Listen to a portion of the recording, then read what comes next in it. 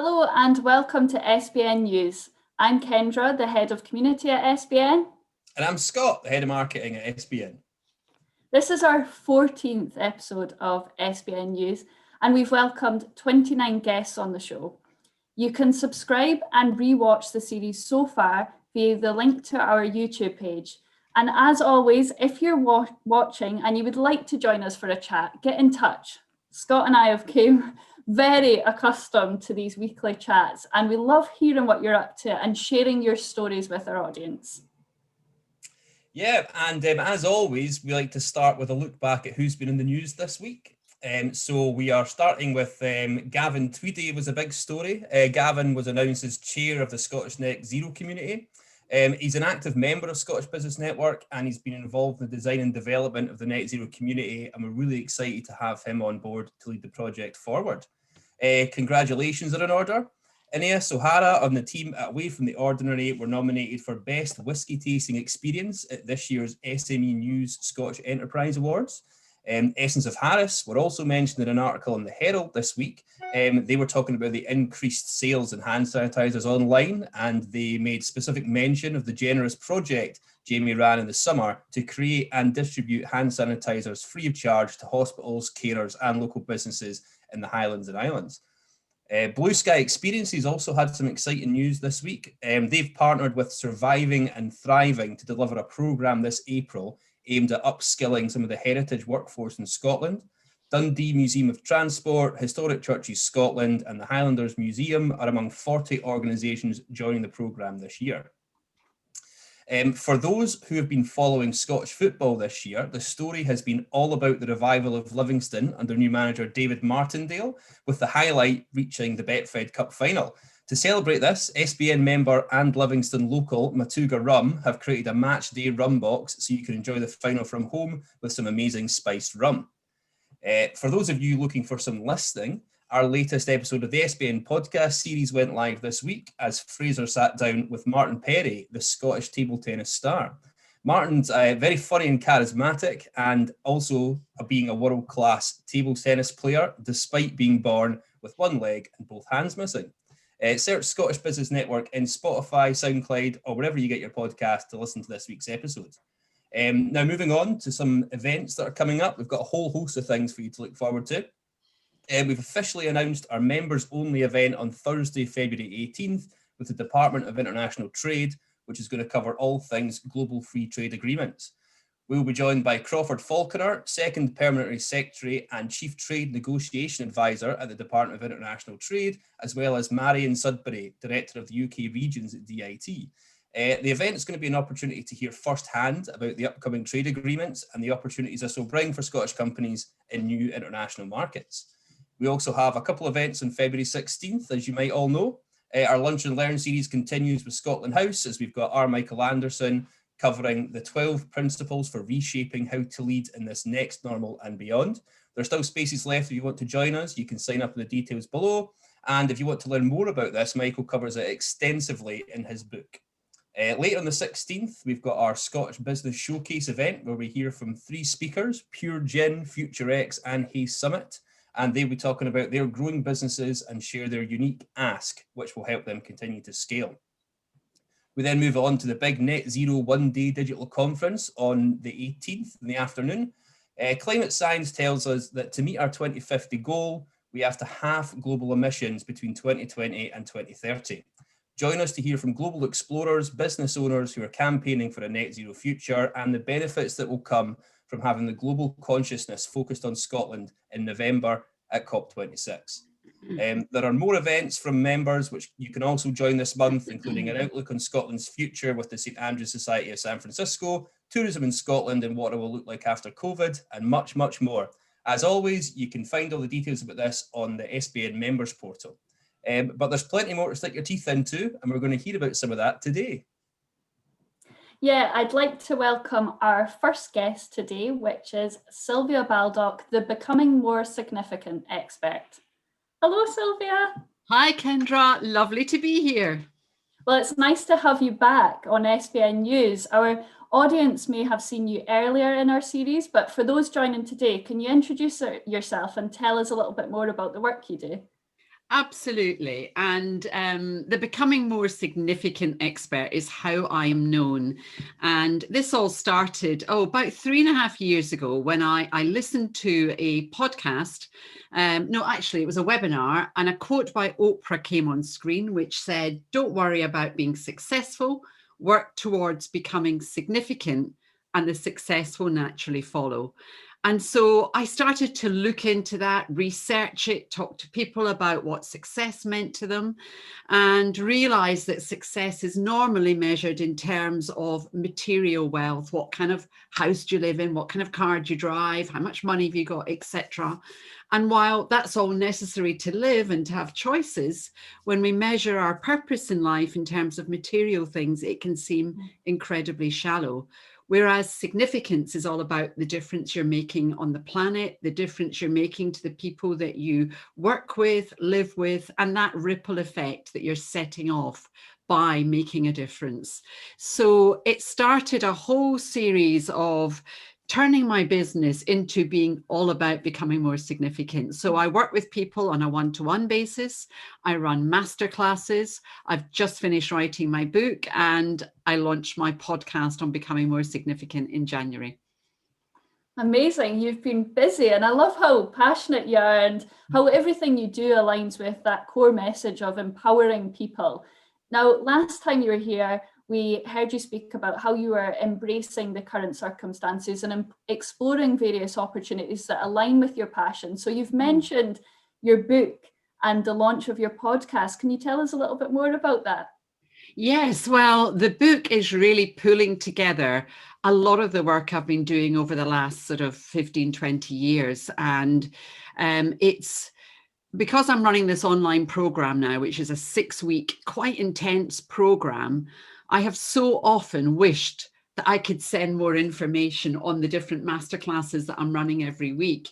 And so this is pulling a lot of the research, a lot of the neuroscience behind some of the steps to becoming more significant, and a lot of practical tips around it. So it's adding a lot more depth to what I'm doing.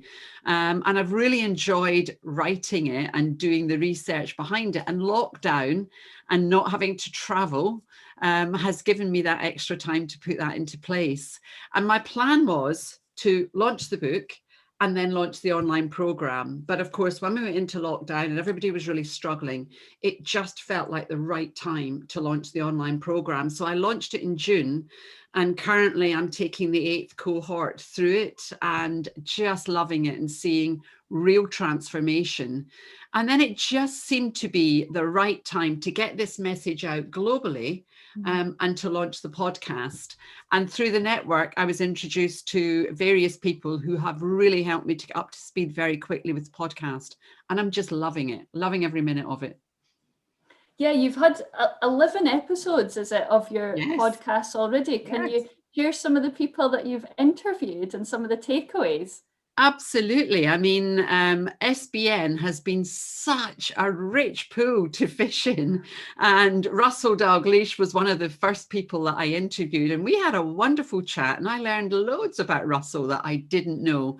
And he then recommended several guests from SBN, some of whom I've already interviewed, and their podcasts are live, like Martin Perry, who you mentioned, Scott, earlier on. And what an inspiring guy he is. You know, like you said, table tennis was the obvious choice for a guy with no hands and one leg.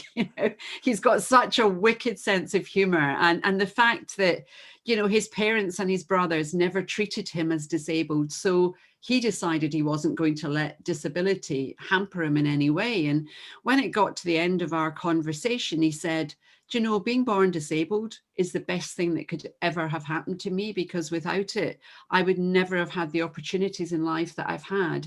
I would never have got to train with the most inspiring people on the planet. I would never have got to travel to all the places I have done, and to say it was the best thing that ever happened to me. I mean, it was so humbling to listen to him, and I so enjoyed that conversation.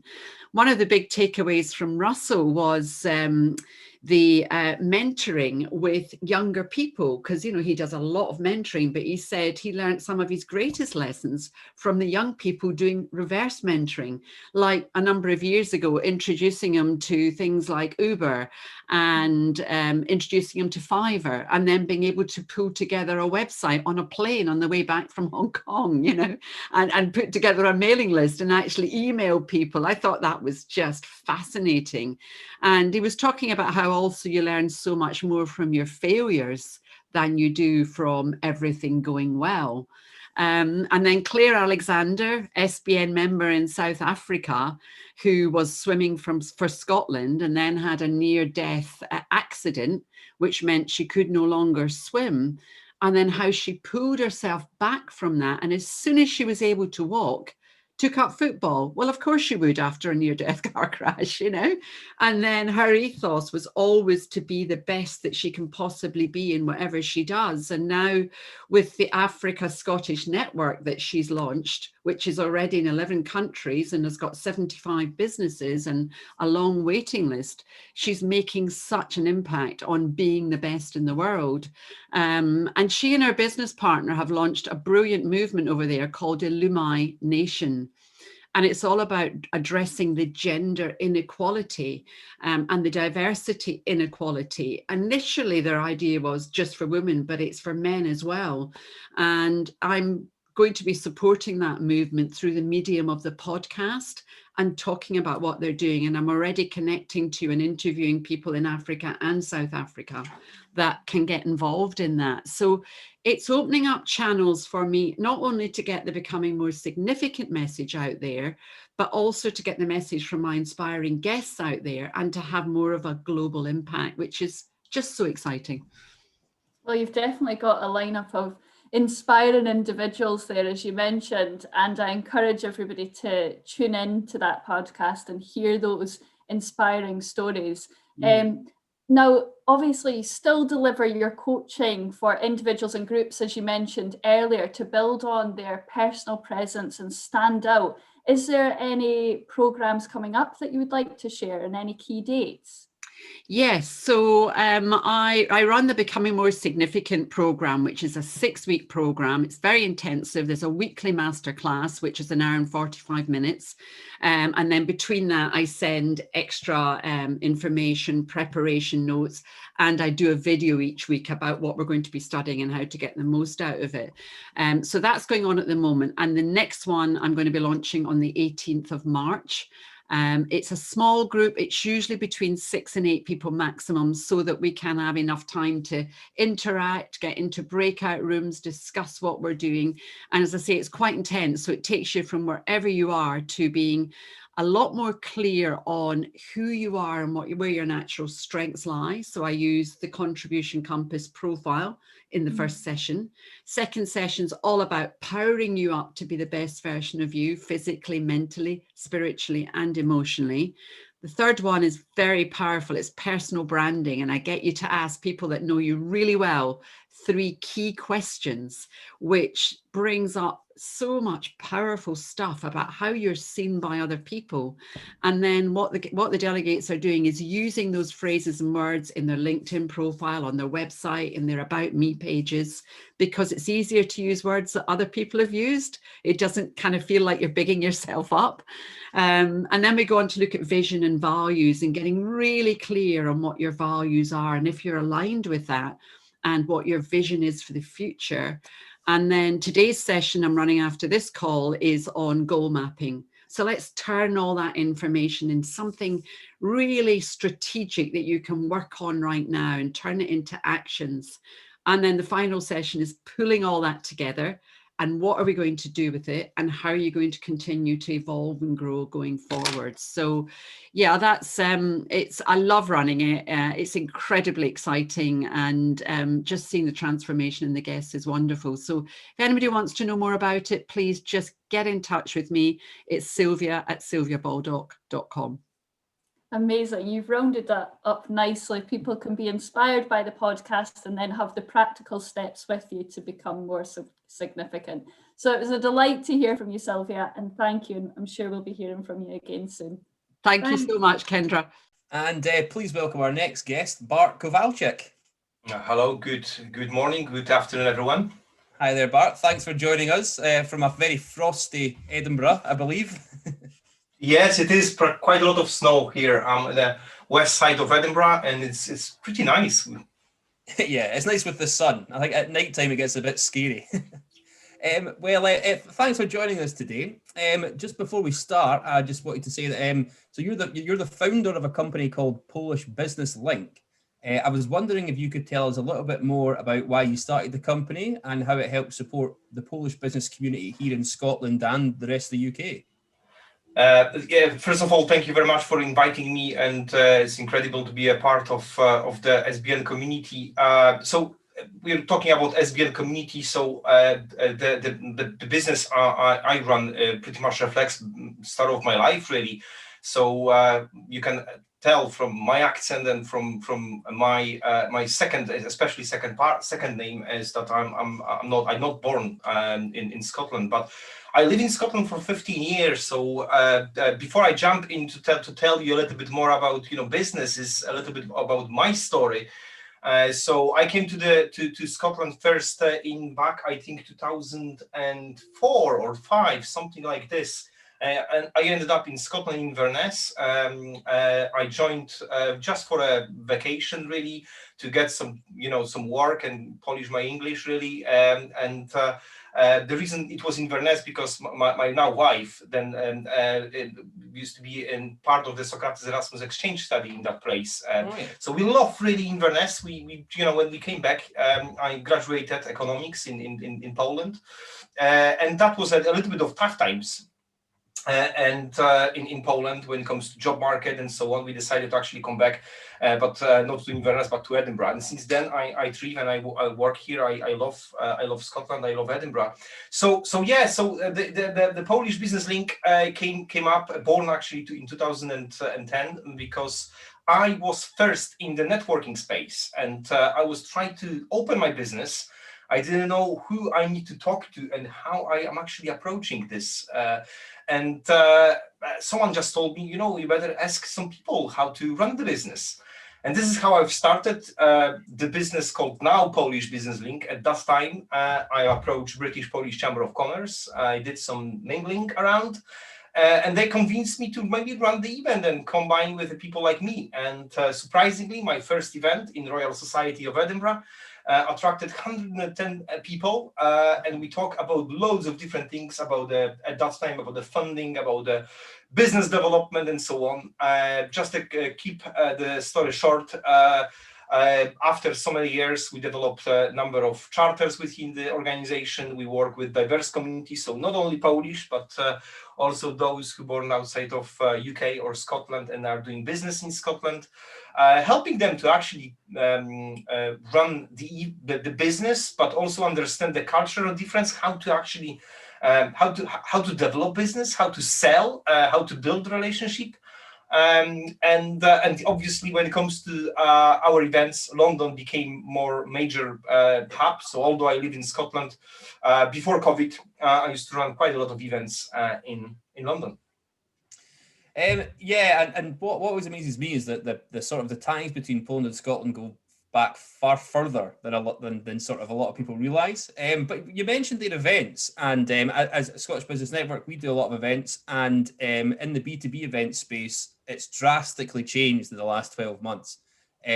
So I wondered if you could share a little bit about how you've pivoted to accommodate this new normal. That's really interesting change, because in the old way of running events, we were supposed to plan out ahead, really in advance, really plan our calendars 2-3 months ahead, book the flights, accommodation, whatever. Now everything is available with one click. So the way we try to develop is, to be honest, to listen to people, what they want. So what we discovered is that for some business, we work with quite a lot of construction businesses. Online events just doesn't work. The people want to meet. So some people, we lost some audience because they don't understand, they don't follow the new rules. But we discovered also new audience that are coming to us. So the great example is the events that we run with Polish Embassy and British Embassy in Warsaw is for Polish exporters. Last event that we run attracted 150 viewers, wow. People who probably never will never come to UK because of of the cost or just because priorities are different. We managed to attract these people. So the way we pivot is probably we need to adjust, and then after COVID vaccine will roll out, probably need to be more hybrid. So do a little bit more of the online engagement, and perhaps maybe even change the way we communicate, not only using Zoom, but maybe other platforms like WhatsApp, for example, in Poland is more popular.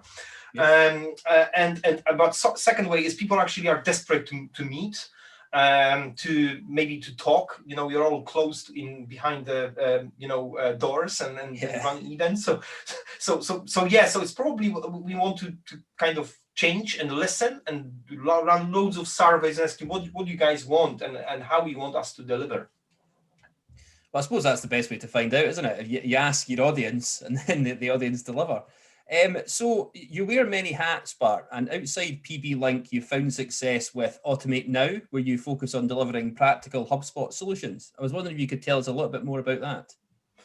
So I'm a great fan of technology. So in the way that, not in the bad way that I'm spending loads of time on Facebook or LinkedIn, in the way that we want to just really use the technology to grow ourselves, but our business, learn. And I think technology is a great enabler. And now I'm a father of two boys, and I'm keen always. I'm not the one who are taking them back from the screens. It's just more how they can use the screen to develop their own skills. So because of this, I always try to develop my own technology inside the business. So I manage at the moment 4,000 database. And so when you start the business, then you don't realize how much hassle is to organize yourself. The first task for you is to actually get this website up and running, put the post on, and just try to sell your service or product. Once this happened, then you realize, okay, you've got inquiries, you've got different people, you need to have a communication stream strategy and so on. And I was with a massive mess up to the point that I've changed a number of CRM systems in my business. And I ended up with HubSpot, and I was surprised how great their ecosystem is. Ecosystem of community and the helpers, the people who actually help you to integrate with different systems.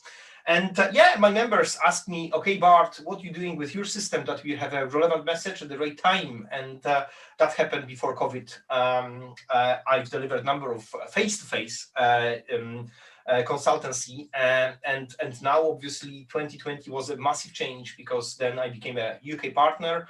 It took me a while to do the bit of work to become their partner, and now helping with businesses to actually automate their processes using HubSpot CRM. So we run a number of workshops, free workshops really. We want to share the knowledge. But also that kind of aspect helped me to even open up the relationship with some new members. Because ultimately we want to grow, and part of the grow is to use both technology and human interaction. Yeah, and growth is something that we're really fascinated by here at SBN, and we always like to look at the big picture. So with all that in mind, what are your plans for 2021 and beyond? I think still the word called adaptation is in place, because it's so difficult to plan. And I could say the big word that we will open up a huge opening event in, I don't know, May or something, but it might be not relevant. So adaptation is the big word, and I think the adaptation means that it's not only the event, but maybe the way we communicate. So now we are testing, for example, the WhatsApp group. Maybe that will help. Another big word is we want to launch our networking score for businesses that are attending our events. What we discovered over the past few months that people now we have a data. We have a data of how you interact with us. We know that you attended our events. We know that you wander our website. And what we found that if you attend our events and if you engage with our networks, then eventually you will succeed with your own networking goals. So what we want to launch this year is what we call the networking score, that you can find yourself how you're engaging with us, and then we will help you really to get and achieve your goals. So that is probably the best plan for us, and we'll watch this space really, because we're open for for more ideas, to listen to businesses and people what they want and try to deliver to help them grow. Brilliant. Well, thank you very much for sharing that, Bart. If everybody wants to learn more or get involved in the networks that Bart runs, you can find more details in the description of this video. But I just want to say thank you very much for joining us. Thank you very much. Thank you. Take care. Thanks to Sylvia and Bart for joining us today. Remember to check out the events that Scott shared earlier on the members portal. And be sure to subscribe to the Scottish Business Network YouTube channel so you can catch all episodes of the news and the whole host of other content that we do. But thank you very much for joining us. See you next week.